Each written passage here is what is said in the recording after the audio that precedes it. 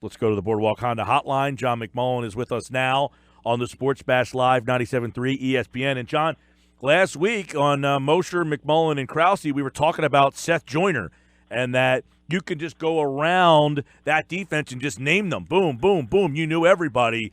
And we were talking about how Waters and Hopkins, those two guys probably couldn't play today because of the way the rules are. No, I don't think, to be honest, I don't think Seth or Clyde Simmons or Reggie, they could probably play, but they'd be getting a lot of flags, as with that entire defense. But in a lot of ways, and I mentioned on the show that night, obviously the Super Bowl winning team will go down in history for finally getting it done where no other team could in the past. But I think in a lot of ways, that Buddy Ryan team, that Buddy Ryan defense was more sort of representative of the city and what it sees itself as this gritty, just defensive-minded culture. They were awesome. And also mentioned the fact that it took way too long for Seth Joyner and Clyde Simmons to be in the Eagles Hall of Fame. That has to do with politics and the fact that they were not under the Jeffrey Lurie ownership. Same thing with it really exemplifies it now when you talk about a guy like Wes Hopkins going too soon and he's not in the Eagles Hall of Fame. It's utterly ridiculous, and hopefully they correct that one as well. Yeah, Wes Hopkins, 57. I remember him, growing up. I mean, he was one of my favorites, him and Waters, and of course you had Eric Allen back there in that secondary. Izell Jenkins back there for a little bit. That was the secondary. And then you had Byron Evans and Seth Joyner and Willie T, Pitts, Golick, Reggie, Clyde, Jerome. I mean, it's like they're like the 93 Phillies. You could just go right through the whole lineup without really skipping a beat. Yeah, and too many of them have died too young. Obviously, it starts with Jerome Brown, but also Reggie, and you mentioned Wes now joins Andre Waters, even Todd Bell, if people remember him. Far too many. Todd Bell, right, from the Bears. Wow. Yeah, have died too early. And Gary Cobb, who still covers the team, he was down there at the NovaCare complex today. He was obviously good friends with Wes, and he was in ICU down in the Birmingham area, but haven't confirmed as to why. And it's a shame, obviously. But to me, when things like this happen, and you talk about the legacy of certain players, and this organization specifically, I go back to that Hall of Fame because these guys should have been in there for years. And I'm not picking on a David Akers or a Merrill Reese, but come on. I mean, you got to do this thing right. I agree, John. And those gangrene defenses were many people in my age group. That's what your first introduction to Eagles football was. I mean, good football. They were bad when I was a kid. When I was in high school, that's what we got. And those guys, you're right. They should. Many of those guys should all be recognized. We're talking about safety, Wes Hopkins. How about safety, Rodney McLeod? There was a report that he was out for the year. Doug would not say that that's accurate. He did say that he did have surgery, but not on the IR yet. So is there a glimmer of hope, or they just haven't figured out what they're going to do with the roster spot yet? No, more the latter. Behind the scenes, I've gotten from a number of sources, it's extremely unlikely that he'll be back this year. So ultimately, I expect him to be moved to injured reserve at some point. It could be by Sunday if they want Trey Sullivan, if they want the extra body. And Doug mentioned at his press conference today that they look out for the organization, as they always do. But the term, they're very comfortable with Corey Graham taking over in Tennessee this depth, obviously. When out there, and Corey is the third safety, you have tremendous depth. Now that's gone. John, obviously, that's a big loss for them. We discussed it a little bit yesterday, but did Doug kind of talk about how he's going to mix and match it? To give you any insight on what the defense could look like? We had Sal on earlier. He actually thought that the Eagles, I don't know if you'll agree with this, I'm not sure, but he said, they asked Rodney to do a lot of single high stuff. He thinks they should go more Tampa 2 with the change. That's how big of a loss he thought this was. Yeah, I mean, I can't see that happening just because the league in general, if you go back probably 10, 15 years, 3/4 of the league played a lot of cover 2, and sort of people caught up to it, and now you don't see much of it. You saw it last week with Indianapolis. It could be effective at times, and sometimes it is effective now for the opposite reason. And the fact that so few teams play it, you're a little surprised when you see it. But long term, I don't like that as a possibility. And Jim Schwartz, you kind of learned from him last year when he has injuries. And last year, the big one was Jordan Hicks at middle linebacker. It tends not to be one thing. It tends to be a lot of moving parts. And Malcolm Jenkins is a big part of that because he can play all over the field. And Corey is a versatile player as well. And talking to Malcolm this week, he said, we got a ton of versatile people in this locker room. So I think you're going to see a number of different options. And it's not going to be just Corey Graham replacing Rodney McLeod. I think there's going to be a number of moving parts. And you might see Rasul Douglas playing a little bit of safety. You might see Jalen Mills. We talked about that. You might see DeAndre Hall. It's going to be more than one guy. John, Alshon, we know he has an illness, and that has kind of put a wrench in his availability. But did Doug give any insight as to whether or not he saw enough on Wednesday to have him active for Sunday? Yeah, pretty much he said he did. So it's pretty important. The doctors have said it's a 24 to 48 hour thing, so they expect him to be okay for the walkthrough. And if that's the case, I think you're going to see Alshon Jeffrey on Sunday against the Titans. I don't think it's going to be a typical workload that he had last year as the number one receiver. I think they'll integrate him in a little bit slowly, but at times I think he's going to be out there as long as he gets over this illness. John, Jay Ajayi has a fracture in his back. I mean, you hear that, and it sounds like the guy may never play football again, and he's ready to go this week. I love the headlines "broken back," right? But I can see him with like that mummy casing around his back. Yeah. It's the transverse process injury, which I told you guys yesterday on the show. So yeah. And a lot of people have had it in football. A lot of people have played with it. A lot of quarterbacks. Doug Peterson mentioned today it happened to him at one point. Of course, he went on injured reserve, but not necessarily because he wasn't that important to the team at the time. But Derek Carr's had it. Cam Newton's had it. Adam Thielen had it. Adam Thielen didn't miss a game. So it's basically an injury where you're not at risk for something else happening. So it comes down to pain tolerance. And Jay sat out of the game, and he said his body told him he's ready to go. So he's going to play. You asked Doug today, John, about the RPOs. I mean, the Eagles are a team that they've had a ton of success with the RPOs. Now they're facing a mobile quarterback who can do all of that stuff and then some. So what type of difficulty does that present? What did Doug say today when you asked him about it? Yeah, I think it does place a lot of difficulty on any defense, not just the Eagles, when you have a mobile running quarterback. Because you're not in traditional defense, you don't have to account for the quarterback in the running game for years and years and years. So all of a sudden you have this extra body, which means you have an extra blocker. You can do a number of things as far as play action. And really, RPO is just the new age play action. That's all it is. And that's the strength of Marcus Mariota. The positive is you should be able to make the Titans one-dimensional because, A, he's injured and he's got the nerve problem with his elbow, and B, he's not all that great throwing the ball to begin with, and C, they don't have a ton of weapons. So I think that's how the Eagles have to look at it.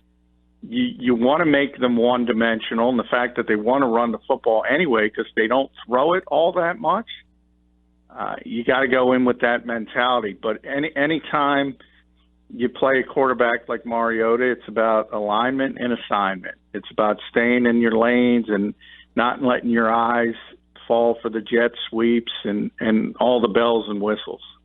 The personnel looks that the Eagles have been giving week to week from an offensive standpoint have drastically changed. I mean, they went 1 running back, 3 tight end last week. They didn't really show that at all the week before against the Bucs. What do you expect them to really rely on and lean on this Sunday against the Colts? I think it's going to go more back to normal. I think there are a number of things why they went with a lot of 12 and 13 personnel, which is 2 tight ends and 3 tight ends against the Colts. They play cover 2, so that makes it easier to use a lot of tight ends because you're facing zone coverage. B, you had Carson Wentz in the lineup instead of Nick Foles, so the football is going to come out on time, more so with Wentz than Foles. And if you're using tight ends, it's very, very important to get the football out of your hands at the proper time because cornerbacks are going to be able to cover tight ends in this league. And if you're late, plays blown up. So I think a number of those types of issues led to them doing it against the Colts because of the type of defense that they play. Tennessee's a lot different, 3-4 multiple fronts. They got a good secondary, talented secondary.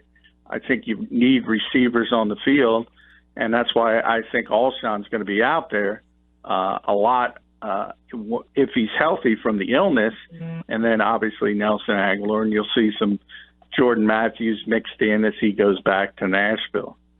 I want to get your take. He was asked, Doug, that is, about Nelson Aguilar and how he's played over the first 3 games. He had the one game with 8 for 33. His second game, he had a better game, but he hasn't really made the big impact yet. I mean, he had the nice touchdown catch. Is that just circumstance of not having Wentz and that they've simplified the offense a bit? Well, it's part of not having Wentz. Obviously, they couldn't push the ball down the field in the first 2 games. And if you look at his yards per catch, it's just awful for a receiver in this league. Yeah. So it'll slowly improve with Wentz being on the field. And then you have the domino effect. As I said, Nelson is very good slot receiver, very good second option. He's not a number 1. He's just not in this league. And he's been forced into that role with Alshon Jeffrey. So, when Jordy Nelson, I remember, was at the top of his game, an all-pro receiver in Green Bay, he got hurt. He tore his ACL the one year. And then Randall Cobb had to be bumped up, who was a great player as a slot receiver, as a number 2. Didn't fit as a number 1. It has that kind of impact. There's a big difference when you get a lot of attention. So I think Alshon Jeffrey being back is going to help Nelson Aguilar immensely. I'm interested to see how this all works once they get Alshon, Nelson, and then Jordan Matthews. I mean, do you think Jordan Matthews is just kind of like a placeholder until Aguilar gets back? Or do you think once Aguilar or Alshon comes back, that those are going to be the 3 guys that you're going to see get a majority of the snaps and that you'll see similar usage to what you said? Like, who becomes the Torrey Smith, I guess? Well, you would like to have a speed threat, and that's why it hurts that not only Mike Wallace is hurt, but Mac Hollins is hurt. And I think you're going to see them try to mix in Shelton Gibson a little bit, but it might be a real little bit, like 5-6 snaps, but use him to stretch the field to do some different things. And if he starts to improve and starts to be impactful, maybe he gets more playing time because it isn't a perfect setup. I mean, both Jordan and Nelson are more effective in the slot, and you can only play one in the slot a significant portion of the time. So who are you going to kick outside? Well, if you want some size, you do it with Jordan. If you want some speed, you do it with Nelson, but neither of them are really comfortable in that role. It's not their best role. So it's really kind of piecing it together because of all the injuries. Yep, and then, of course, Jay being back, we don't know what the deal with Clement will be. What do you think about Corey? You think he's going, or is that going to be up in the air? No, I think he's going to play. Obviously, questionable is what it sounds, but I expect all the questionable players to play this week. And remember, he's more important because Darren Sproles will be out for the third straight game, so he's also going to be the punt returner. And hopefully that's a little bit better because he won't. It's not projected as the bad weather that was here, and he had all the troubles corralling punts. But he's obviously very important. I expect him to play. John McMullen at JF McMullen, Eagles and Titans, as we take a look at some of the key storylines in this game. We were talking to Teron earlier. I know you guys had him on last night on the Mosher, McMullen, and Krause show. He said they feel kind of, I don't say disrespected, but they acknowledge that no one's really talking about them. They beat Jacksonville last week. He agrees with what I thought last night, that this is kind of a tricky game going into their building. And he says, that they want to make this an ugly game. What concerns you, and what should concern the Eagles about this Tennessee team? Well, I think defensively they're a lot better than most people understand. And for whatever reason, maybe it's the market in Nashville. You don't see them a ton on national TV. I mentioned their secondary, a lot of talented guys there. Terrell Casey up front is a really, really good player. They have edge rushers. People will know Brian Arapko from his days in Washington. They have a lot of good players on defense. And this Eagles team is still mixing and matching, feeling its way offensively. We kind of got over that hump of having Carson Wentz back, but he still played one game since being on the shelf for over 9 months. He's still a work in progress. He's still shaking off some rust. Alshon, if he plays, not only is he playing for the first time since the Super Bowl, but he's also only had 1 day of real practice because he got sick during the week. You still don't have Darren Sproles. So there's, and we mentioned all the issues at receiver to begin with, just without Mike Wallace and without that speed threat.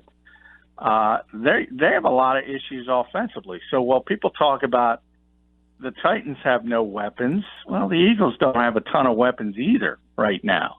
At least a ton of weapons performing at the highest level. I still think it's a work in progress. And then you have the difference between the Eagles at Lincoln Financial Field and on the road. It's evident. It's no longer a small sample size. We're not talking about this season. We're also talking about last season, especially defensively. They're lights out at home. They don't play that well on the road, and this is a road game.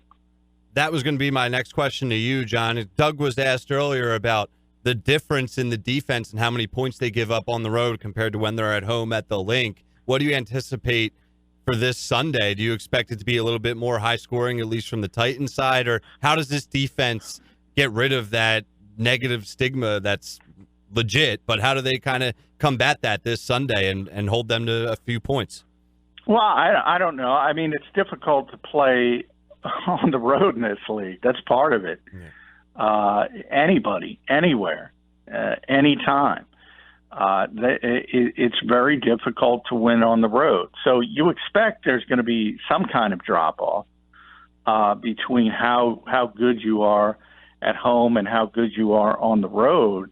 I think the positive thing for the Eagles defense is that Titans are just not equipped to score a ton of points. It's not going to be Rams-Vikings because they don't have that kind of ability, and either does Philadelphia right now. So I don't know if it's going to be a high-scoring game. In fact, I have it as a low-scoring game because I think the Titans' defense is better than people think they are, and the Titan offense just, hey, they don't have Delaney Walker.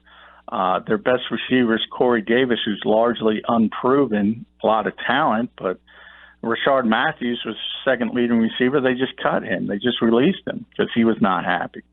So you tend to look at that side of the ball and say, well, where is this going to come from? And they have a very good running game. They have a very good offensive line. They're getting Jack Conklin back. Normally, the Eagles have a huge advantage against the opposing team's offensive tackles. Not necessarily true this week. So they are very good running the ball, but look at the NFL. Look at the modern NFL. That's not the way you win games.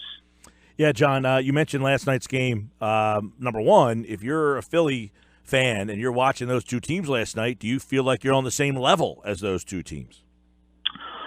Well, certainly Minnesota. The question is, are they on the level of the Rams? And my answer is probably not right now, but I think down the road they project to be a better team again when everybody's healthy and everybody is clicking on all cylinders, because the Eagles are far more well-rounded. The Rams, you can talk about their offense all you want, and they were spectacular. There's no question about it, but that defense was leaking oil and giving up huge plays and big points to a team that has an awful offensive line and no running game whatsoever to speak of. So they made them one-dimensional. They were behind in the game, and they're still giving up big gas plays. So when I look at it 2 months down the road, and the Eagles are clicking on all cylinders offensively, and Carson's himself and Alshon's himself, they're not going to be as explosive as the Rams, but their defense is a heck of a lot better than the Rams' defense, which is basically two guys. Yeah, which is interesting because they got the two pass rushers, the corners that they brought in, Talib and Peters. Now, obviously, Talib is out for a little bit, so we'll see how they hold up. But there'll be a quarter pole. They made it undefeated. Minnesota is now 2-2, or no, 1-2-1, right after that tie, and then a loss to Buffalo. So they're off to a little bit of a bumpy start. All right, John, your key to the game and who wins? Well, I have the Eagles winning a very low-scoring game, 17-13, and I think the key is playing a clean game. I think the Eagles lose if it's similar to last week against the Colts, and you have two turnovers on your end of the field, and you give Indianapolis a short field. They were able to hold them to field goals. I don't think that works against a team like Tennessee, which is more talented, a better group. As long as they clean up that kind of stuff and force Tennessee to go on 75, 80-yard drives, they just don't have the firepower to do that. 17-13, John McMullen at JF McMullen on Twitter. He likes the Eagles' ugly game again. We'll bring it back up on Monday. You'll hear John on the countdown to kickoff, 10 o'clock on Sunday. And, of course, all guests appear via the Boardwalk Honda hotline. Thank you, John. Hey, thank you, guys.